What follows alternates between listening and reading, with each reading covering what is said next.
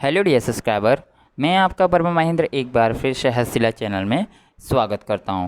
जैसे कि आप लोग देख रहे हैं कि हमारा सब्जेक्ट आ गया है कक्षा 5 का ईवीएस, जिसको हम पर्यावरण या आसपास पर्यावरण कहते हैं। ठीक है, और हम बात करने जा रहे हैं पाठ 11 की, जो कि हमारा है देश का गौरव। जैसे कि आप लोग जानते हैं कि पिछले वीडियो में आप लोगों ने देखा होगा कि हम लोग बात कर रहे थे हिंदी सब्जेक्ट की, और जो कि हमारा लास्ट पार्ट था 5। ठीक है, जो कि हमने पिछले वीडियो में उसको कंप्लीट करा दिया था, और उसमें पूछे गए प्रश्न के अनुसार काफ़ी लोगों ने कमेंट किया है, जो कि आपको कुछ इस प्रकार से कमेंट दिख रहे होंगे। अब हम बात करने जा रहे हैं कि इसका करेक्ट आंसर क्या है और क्वेश्चन क्या था। तो क्वेश्चन हमारा था कि सबसे अधिक दिन तक जीने वाला प्राणी या तो जीवित रहने वाले प्राणी का नाम क्या है। तो काफ़ी लोगों ने कमेंट किया और करेक्ट आंसर वही था। तो उसका नाम था ग्रीनलैंड शार्क, जो कि 400 वर्षों से अधिक तक जी सकती है। ठीक है, अब हम बात करने जा रहे हैं सेकंड क्वेश्चन की, जो कि सेकंड क्वेश्चन आपकी स्क्रीन पर कुछ इस प्रकार से है। आपको क्या करना है, आपको कमेंट सेक्शन में कमेंट करना है और करेक्ट आंसर बताना है। ठीक है, आज हम बात करने जा रहे हैं पार्ट 11 देश का गौरव। तो चलते हैं आगे, देखते हैं। वत्स और आयुषी टेलीविज़न देख रहे थे। इतने में कैतुल और हनी दादी के साथ मंदिर से घर आए। दादी ने वत्स और आयुषी से कहा, तुम लोग टेलीविज़न में क्या देख रहे हो, उनके बारे में जानते हो? बस हाँ, यह निडर आज़ाद की बात है दादी। इस निडर आज़ाद का नाम चंद्रशेखर था। वे बचपन से ही बहादुर थे। इन्होंने देश के लिए बलिदान दिए। केतुल और हनी, तुम भी इस फिल्म को देखो। बाद में मैं आप लोगों को एक ऐसे बहादुर बालक की कहानी सुनाऊंगी। कहानी, दादी यह चित्र देखो और सुनो। आप लोगों को चित्र दिख रहा होगा, रेलगाड़ी की है। किस प्रकार से बच्चा रेलगाड़ी को रोकता है वो इसमें बताया है। आप लोगों को स्क्रीन पर दिख रहा होगा, जैसे कि एक स्क्रीन पर हैं हमारे टीटी साहब, और दूसरी स्क्रीन पर हमारा एक बालक है जिसको पुरस्कार दिया जा रहा है। तो हम बात करते हैं अवलोकन की। इसमें क्या बताया गया और क्या पूछा गया। पहले चित्र में क्या दिखाई दे रहा है, तो उसका आंसर होगा पहले चित्र में, मतलब हम बात करें पिछले चित्र की, जो कि आपको कुछ इस तरह से दिख रहा है स्क्रीन पर। हाँ, तो पहले चित्र में दिखाई दे रही है रेल की पटरियों के बीच में छूटी हुई एक बालक जो एक थैला लेकर देख रहा है। कहें तो बचाने की कोशिश कर रहा है, या तो किसी वजह से उसने रेल की पटरी के पास खड़े होकर लाल कलर का कपड़ा दिखाया है। अगर आपको आंसर चाहिए इसका, तो मैं आपको डिस्क्रिप्शन बॉक्स में आंसर की दे दूंगा, जो कि आपको लिख कर याद करनी होगी। ठीक है, बात कर लेके क्वेश्चन नंबर 2 की। दूसरे चित्र में बालक क्या कर रहा है? तो दूसरे चित्र में बालक अपना बस्ता रेल पटरी के पास रखकर अपने शर्ट को हिलाकर रेलगाड़ी को रोकने का प्रयत्न कर रहा है। ठीक है, तीसरा क्वेश्चन है, दूसरे चित्र में ट्रेन क्यों रुकी रह गई? तो दूसरे चित्र में ट्रेन क्यों रुकी रह गई, उसका कारण ये है क्योंकि ट्रेन जो थी, किसी दुर्घटनावश बालक को एहसास हो गया था कि कहीं ना कहीं कुछ गड़बड़ है, जिसकी वजह से उसने अपनी शर्ट उतारी और वो उसने हिलाई ट्रेन के रेलगाड़ी, मतलब कहें तो रेल पटरी पर रहकर, जिससे ट्रेन वहीं की वहीं रुक गई। ठीक है, बात करते हैं चौथी की। तो चौथे में दिया है गार्ड उस बालक को क्यों शाबाशी दे रहा था? तो कहें तो हम इसका कारण ये है कि बालक के शर्ट को हिलाने के कारण ट्रेन रुकी। जब बालक से गार्ड ने ट्रेन रोकाने का कारण जाना होगा, तब उसने उस बालक को एक बड़ी दुर्घटना से बचाने के कारण शाबाशी दी होगी। ठीक है, अब जानते हैं नेक्स्ट क्वेश्चन, जो कि कुछ इस प्रकार से है। इस बालक के बदले यदि आप होते तो क्या करते? तो हम इसका जवाब अपने अनुसार कुछ इस प्रकार से देना चाहेंगे कि इस बालक के बदले हम होते तो हम भी ऐसा ही करते और दुर्घटना को रोककर हजारों लोगों की जान बचाने की कोशिश करते, क्योंकि ये हमारा परम कर्तव्य है। इस वजह से ठीक है, अब देखते हैं यहाँ पे दिया है चर्चा में दिया है घटना स्थल और घटना का विवरण। घटना स्थल की बात करें तो अपने हिसाब से आप ले सकते हो, वरना जो मैं आपको बता रहा हूँ उस हिसाब से भी आप कर सकते हो। तो घटना स्थल मैंने लिया है सूरत। ठीक है, घटना का वर्णन मैं आपको जिस आंसर की दूंगा उसमें वैसा ही आपको मिलेगा। तो घटना का वर्णन कर लेते हैं। सूरत से 10 किलोमीटर दूरी पर रेलवे पटरी पर कुछ भैंसें खड़ी थीं। इतने में थोड़ी दूरी पर एक रेलगाड़ी आ रही थी। वहाँ से एक बालक अपने विद्यालय से घर जा रहा था। उसने इसे देखा तो एक दुर्घटना होने का अंदेशा हुआ। उस बालक ने एक बड़ी लकड़ी उठाई और उस पर अपना शर्ट लटकाकर जोर जोर से हिलाने लगा। उसे देखकर ट्रेन बालक ने गाड़ी रोकी और कारण जाना। इससे गार्ड ने उसे शाबाशी दी और कहा कि आज तुम्हारे कारण एक बड़ी दुर्घटना टल गई है। और ये आपकी जो मैंने स्टोरी बताई है वो एक काल्पनिक है। ठीक है, कि आप लोगों ने इस घटना का विवरण देख लिया है सूरत में हुई घटना के अनुसार, जैसा कि घटना में दर्शाया गया है और आप लोगों ने जाना भी है। अब बात करते हैं आगे। आपको फिर से यहाँ पे चर्चा करनी है और घटना स्थल, घटना के यादगार पात्र और घटना का विवरण बताना है। तो करें बात घटना की, तो यहाँ पे हम साबरमती अहमदाबाद की लेने वाले हैं। घटना स्थल है जो कि, और घटना के पात्र के नाम हम कुछ इस प्रकार से देंगे, राम मोहन वीणा चंपक। ठीक है, जो ये घटना है ये भी काल्पनिक रूप से है। तो हम घटना का विवरण कुछ इस प्रकार से देना चाहेंगे कि अहमदाबाद शहर में एक दिन मूसलाधार वर्षा हुई थी। नदी लबालब पानी से भर गई थी। कुछ बालक बालिकाएं जो नदी के किनारे झोपड़ियों में रहने वाले थे, नदी के किनारे पर वर्षा के पानी का आनंद ले रहे थे। इतने में पानी के तीव्र प्रभाव से किनारे की मिट्टी ढह गई, जिससे मोहन, वीणा और चंपक पानी के प्रभाव के साथ बहने लगे। इसको देखकर उनका साथी राम बचाओ बचाओ चिल्लाने लगा।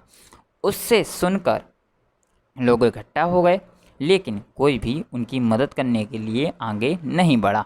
राम तुरंत नदी में कूद गया और तैरता तैरता उनके पास पहुंच गया।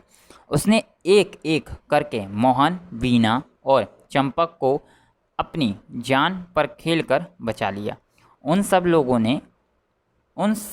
लोगों में से केवल राम को ही तैरना आता था। ठीक है, अब हम बात करें इसकी जो घटना की टिप्पणी की बात करें या विवरण की बात करें, ये तो था हमारा घटना का विवरण। अब हम बात करने जा रहे हैं घटना के बारे में टिप्पणी। तो घटना के बारे में हम टिप्पणी करेंगे। इस घटना में एक अकेला राम 3 बालकों को बचा लेता है, लेकिन हमें यहाँ बात ध्यान रखनी है कि बरसात के समय नदी, तालाब जैसे जलाशयों के पास नहीं जाना चाहिए। ठीक है, ये आपको ध्यान रखना है, क्योंकि ये एक घटना काल्पनिक होने के बावजूद भी ये कुछ ना कुछ हमको सिखा जाती है। ठीक है, अब बात करते हैं आगे। पढ़िए, आप अपने आसपास घटित घटनाओं के बारे में जानिए। उनमें शहीदों की बातें भी होंगी। गांव, शहर या देश के लिए मौत को गले लगाने वाले शहीद कहे जाते हैं। जैसे कि आप लोगों को स्क्रीन पर दिख रहे होंगे, स्वतंत्रता सेनानी हैं, फ्रीडम फाइटर्स, स्वर्गीय पूनम चंद जयशंकर पांड्या, जिनका जन्म हुआ था 1905 में और स्वर्गवासी हो गए थे जो 1948 में। ठीक है, इनकी कहानी देखते हैं क्या है। दादी, मैं तुम लोगों को शहीद पूनम चंद पांड्या की बात बता रही हूँ। अंग्रेजों का शासन था। साबरकांठा जिले में मेघराज गांव है। इस क्षेत्र में प्रति वर्ष होली का त्यौहार धूमधाम से मनाया जाता है। यहाँ अंग्रेजों का एक खराब कानून था। अंग्रेज अधिकारी एक पुतला बनवाते थे। इस पुतले का नाम इलायची। यह पुतला वस्त्रहीन पुरुष का होता था। यह पुतला गांव के मुख्य स्थान पर खड़ा रखा जाता था। होली के दिन गांव वालों को इस पुतले के चारों ओर घूमना अनिवार्य था। मतलब इस कहें तो इसमें जोर जबरदस्ती से काम करवाया जाता था, क्योंकि काफ़ी टाइम पहले अंग्रेजों का शासन था, इस वजह से। ठीक है, एक बार गांव के सभी युवक इकट्ठे हुए। सबको एकत्रित करने के लिए युवक का नाम पूनम चंद पांड्या था। अंग्रेज अधिकारियों ने पुतला बनवाया। इसके बाद अंग्रेज चले गए। रात में पूनम चंद और उनके साथियों ने रातों रात इस पुतले को तोड़ डाला। दूसरे दिन सुबह पूरा गांव अंग्रेजों के नियम का पालन करने के लिए इकट्ठा हुआ, परंतु पुतला ही नहीं था। अधिकारियों ने जांच किया। पूनम चंद पांड्या ने गुनाह स्वीकार किया। अदालत में मुकदमा चला। पूनम चंद को सजा हुई। अंग्रेजों की गुलामी जैसा यह कानून दूर हुआ। पूनम चंद ने विदेशी सरकार के विरुद्ध में असहयोग आंदोलन की लड़ाई में भाग लिया। देश को आज़ाद कराने में पूनम चंद ने अनेक बार जेल की सज़ा पाई है। इस शहीद की याद दिलाता स्मारक आज भी मेघराज की श्री PCN हाई स्कूल में है।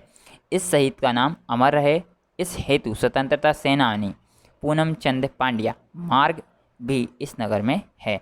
कहीं तो आप लोग अगर देखना चाहते हो तो आप लोग विज़िट कर सकते हैं, गुजरात में ही है, तो आप देख सकते हैं और इस चीज़ का बता सकते हैं कि किस प्रकार इन्होंने स्वतंत्रता सेनानी बनकर अपने देश में आज़ादी दिलाने के लिए एक पात्र का योग दिया था।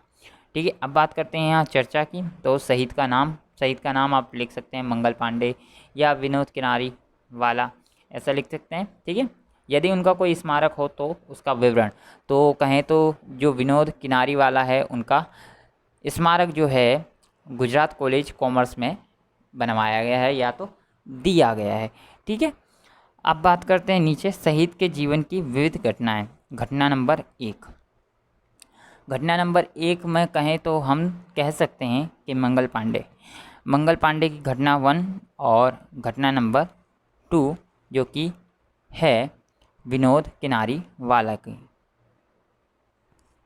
तो हम बात करने जा रहे हैं घटना नंबर 2 की। घटना नंबर 1 आपको खुद से ट्राई करना है। जो मैंने पात्र दिया हो सकता है उससे आपको अपोजिट भी लिख सकते हो। आपको जो स्वतंत्रता सेनानी का नाम याद हो आप उनके बारे में यहाँ पे घटना नंबर 1 में बता सकते हैं कि उनकी स्वतंत्रता सेनानी में किस प्रकार वो सहायक रहे। ठीक है, घटना नंबर 2 मैं आपको बताता हूँ।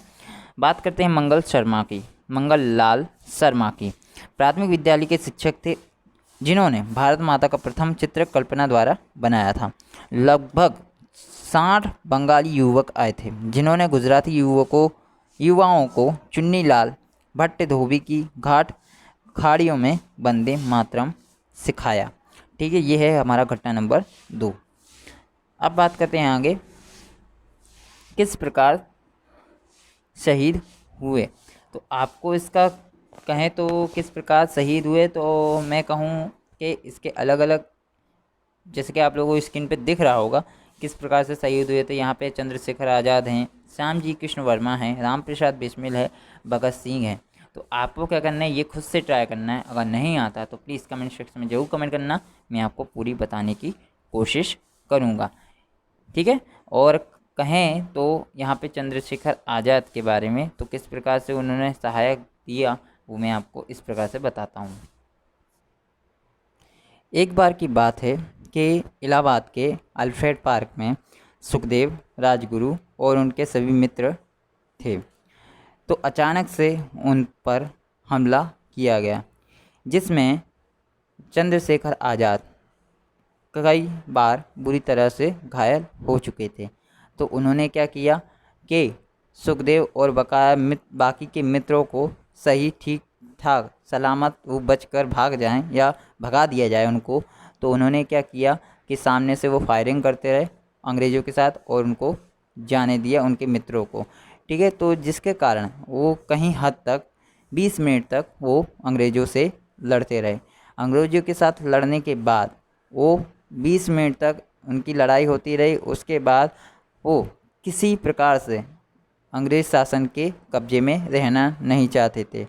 तो उन्होंने क्या किया कि अपनी पिस्तौल निकाली और लास्ट में अपने सिर पर गोली मार ली, जिससे वो यह साबित करना चाहते थे कि ना मैं अंग्रेज़ शासन के अधीन हुआ हूँ, ना मैं अंग्रेज़ शासन के अधीन रहना चाहता हूँ।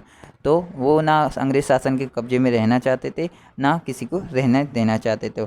तो यही है एक हमारे वीर शहीद की कहानी। ठीक है, आपको वीडियो कैसा लगा प्लीज़ कमेंट सेक्शन में ज़रूर कमेंट करके बताएं। और आगे देखते हैं। सोच कर कहिए ऐसा हो तो क्या करेंगे। आपके मित्र को अचानक चक्कर आ जाए तो हम किस प्रकार से करेंगे। सबसे पहले उसके चाहें तो उसको सबसे पहले घर पर लेके जाएंगे व्यवस्थित, या तो उसको पानी वानी पिलाने की कोशिश करेंगे। तो कुछ इस प्रकार से हम आंसर देना चाहेंगे। मैं उस को तुरंत पानी डालकर उसे होश में लाऊंगा। यदि उसे कमजोरी अनुभव हो रही हो तो उसे चीनी को पानी मिलाकर पिलाऊंगा। उसे दवा आती हो ऐसी जगह पर रखूंगा। उसे हवा आती हो ऐसी जगह पर रखूंगा। उसके कपड़े ढीले करके हाथ पैरों की मालिश करूंगा। अब बात करते हैं दूसरे क्वेश्चन की, जो कि है कुछ इस प्रकार से। गांव में महामारी फैल जाए तो ऐसी परिस्थिति में जिला प्रशासन और गांव के स्वास्थ्य केंद्र को जानकारी दूंगा। लोगों को मलमूत्र त्यागने के बाद उस मिट्टी में ढकने तथा सफाई बनाए रखने का परामर्श दूंगा। ठीक है। तीसरा क्वेश्चन है कुछ इस प्रकार से। पड़ोसी के घर में चोरी हो जाए तो क्या करेंगे? तो पड़ोसी के घर में चोरी हो जाए तो उसके साथ लेकर नज़दीकी पुलिस थाने में रिपोर्ट दर्ज करवाएंगे और चोरी हुए सामान की जानकारी पुलिस को देकर पड़ोसी की हिम्मत बनाएं और रखने का आश्वासन दूंगा। ठीक है। अब हम जान लेते हैं यहाँ पे, जैसे कि आप लोगों को दिख रहा है, हमारे शहीदों की जानकारी दी गई है कुछ इस प्रकार से। सबसे पहले चंद्रशेखर आज़ाद, फिर श्याम जी कृष्ण वर्मा, फिर इसके बाद राम प्रसाद बिस्मिल, फिर भगत सिंह। 16 वर्ष की आयु तक के बालकों द्वारा की गई बहुत बहादुरी पूर्ण कार्यों के लिए दिए जाने वाले विभिन्न सम्मान। नेशनल ब्रेवरी अवार्ड 1957 से, संजय चोपड़ा अवार्ड 1978 से, गीता चोपड़ा अवार्ड 1978 से और भारत अवार्ड 1987 और बापू गया धानी अवार्ड 1988 से। आप लोगों को वीडियो कैसा लगा प्लीज़ कमेंट सेक्शन में ज़रूर कमेंट करके बताएं। अगर वीडियो अच्छा लगा हो तो प्लीज़ लाइक शेयर और कमेंट ज़रूर करें। और जो मैंने क्वेश्चन पूछा है तो प्लीज़ कमेंट ज़रूर कीजिएगा और बने रहिए मेरे चैनल के साथ। Thank you everyone.